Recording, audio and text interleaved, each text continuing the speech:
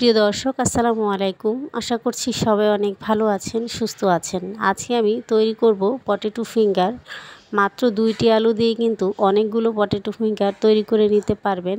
আর এই পটেটো ফিঙ্গারগুলো খেতেও কিন্তু খুবই ভালো লাগে, তৈরি করাও খুবই সহজ। হাতের কাছে আলু থাকলে কিন্তু ঝটপট এইভাবে পটেটো ফিঙ্গার তৈরি করে নিতে পারেন। আজকে সেই রেসিপিটি শেয়ার করব। রেসিপি ভালো লাগলে অবশ্যই একটা লাইক দিতে ভুলবেন না। তাহলে চলুন কথা না বাড়িয়ে রেসিপিতে চলে যাচ্ছি। পটেটো ফিঙ্গার তৈরি করার জন্য এখানে 2টা আলু আমি কেটে ছোট করে নিয়েছি, এরপর সিদ্ধ করে নিলাম। আলুগুলো ভালোভাবে সিদ্ধ করে নিয়েছি। এখন পানিটা ঝরিয়ে আলুগুলো চুলা থেকে আমি উঠিয়ে নিব। সবগুলো আলু পানি থেকে উঠিয়ে নিয়েছি। এবার একটা ছাঁকনি নিয়েছি, এই ছাঁকনির মধ্যে আলুগুলো আমি নিয়ে নিলাম। এরপর একটা চামচের সাহায্যে একটু চেপে চেপে আলুগুলো ম্যাশ করে নিচ্ছি। তবে আপনারা চাইলে হাত দিয়েও ম্যাশ করে নিতে পারেন, অথবা ম্যাশার থাকলে ম্যাশ করে নিতে পারেন। আমি এভাবে একটু ম্যাশ করে নিচ্ছি। তো আলুগুলো কিন্তু খুব ভালোভাবে ম্যাশ করে নিতে হবে, যাতে আলুর কোনো দানা দানা ভাব না থাকে। আলুগুলোকে আমি ভালোভাবে কিন্তু ম্যাশ করে নিয়েছি। এবার আলুগুলো আমি ভালোভাবে একটু ছাঁকনি থেকে পরিষ্কার করে নিচ্ছি। এখন এখানে আমি দিয়ে দিব 1 চা চামচ চিলি ফ্লেক্স, সামান্য একটু লবণ দিয়ে দিচ্ছি। এরপর দিয়ে দিচ্ছি 1 চা চামচ পরিমাণ চাট মশলা।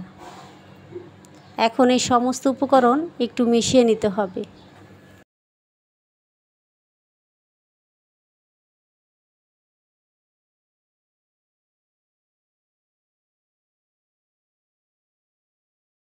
সব কিছু মেশানো হয়ে গেলে এরপর দিয়ে দিচ্ছি আমি 1 টেবিল চামচ পরিমাণ ধনেপাতা কুচি। আর এখন দিয়ে দিচ্ছি কর্নফ্লাওয়ার। আমি প্রথমে 2 টেবিল চামচ কর্নফ্লাওয়ার দিয়ে দিচ্ছি, যদি পরে লাগে সেক্ষেত্রে আবারও ব্যবহার করা যাবে। এখন সব কিছু একসাথে আবারও মেখে একটা ডো তৈরি করে নিতে হবে। তো আমি কিন্তু কর্নফ্লাওয়ারটা ভালোভাবে মিশিয়ে নিয়েছি। এখন আমি আরও কিছুটা কর্নফ্লাওয়ার এখানে দিয়ে দিচ্ছি। তো এখানে আমি আরও 2 টেবিল চামচ পরিমাণ কর্নফ্লাওয়ার দিয়ে দিলাম। এখন হাত দিয়ে সব কিছু ভালোভাবে মিশিয়ে একটা ডো তৈরি করে নিতে হবে। এখানে অবশ্যই কর্নফ্লাওয়ারটা দেওয়ার চেষ্টা করবেন, এতে করে কিন্তু এই পটেটো ফিঙ্গারগুলো খেতে অনেকটাই ক্রিস্পি হবে। তো সব কিছু ভালোভাবে হাত দিয়ে মিশিয়ে দেখতেই পাচ্ছেন একটা ডো তৈরি করে নিয়েছি। এখন চলে যাচ্ছি পটেটো ফিঙ্গারগুলো তৈরি করার জন্য। এখন এখানে আমি একটু কর্নফ্লাওয়ার দিয়ে দিলাম, যাতে করে ডোটা এখানে বেললে যাতে নিচে লেগে না যায়, সে কারণে এখানে আমি একটু কর্নফ্লাওয়ার দিয়ে দিয়েছি। তবে এখানে চাইলে আপনারা আটা বা ময়দাও ব্যবহার করতে পারেন, তবে কর্নফ্লাওয়ারটা দিলেই ভালো হয়। এখন একটা বেলনির সাহায্যে একটু বেলে নিচ্ছি। তো খুব বেশি পাতলা করব না, এটা মোটা করেই তৈরি করতে হবে। প্রায় হাফ ইঞ্চির মতো মোটা, দেখতেই পাচ্ছেন ঠিক এভাবে করেই বেলে নিতে হবে। তো আমি কিন্তু বেলে নিয়েছি। এখন একটা ছুরির সাহায্যে চারপাশের অংশগুলো কেটে একটু সমান করে নিচ্ছি।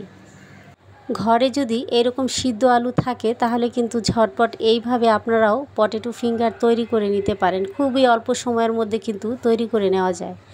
এখন চারপাশে যে অংশগুলো কেটে নিয়েছিলাম এগুলো ফেলে দিব না, এগুলো দিয়ে পরবর্তীতে আবারও তৈরি করে নিব। এখন একটু মাঝ বরাবর দিয়ে আমি কেটে নিচ্ছি। 2টি ভাগে ভাগ করে নিয়েছি। এখন সাইড থেকে একটু চ্যাপ্টা চ্যাপ্টা করে কেটে নিচ্ছি। তো দেখতেই পাচ্ছেন খুব বেশি পাতলাও না, আবার খুব বেশি ভারীও না। তো আপনারা দেখে নিশ্চয়ই বুঝতে পারছেন আমি কিভাবে করে কেটে নিচ্ছি। চাইলে কিন্তু আপনারা ছুরিটা দিয়েও কেটে নিতে পারেন।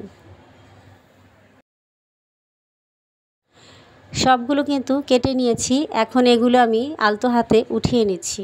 তো দেখতেই পাচ্ছেন ঠিক এইভাবে করে কেটে নিতে হবে।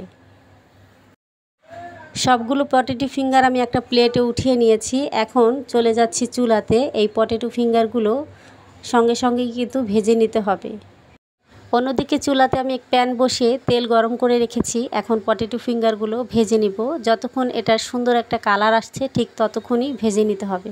খুব বেশি ভাজা যাবে না, হালকা ব্রাউন কালার হলেই কিন্তু উঠিয়ে নিতে হবে। আমার রেসিপি আপনাদের কাছে কেমন লেগেছে অবশ্যই কমেন্ট করে জানাবেন। ভালো লেগে থাকলে অবশ্যই লাইক কমেন্ট শেয়ার করবেন। সুন্দর একটা কালার আসা পর্যন্ত আমি ভেজে নিয়েছি। এরপর তেল ঝরিয়ে চুলা থেকে উঠিয়ে নিচ্ছি। এরকম সহজ মজার মজার রেসিপি পেতে অবশ্যই চ্যানেলটিকে সাবস্ক্রাইব করে নিয়মিত সঙ্গেই থাকবেন।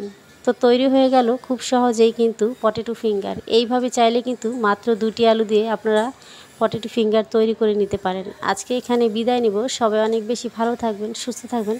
আল্লাহ হাফেজ।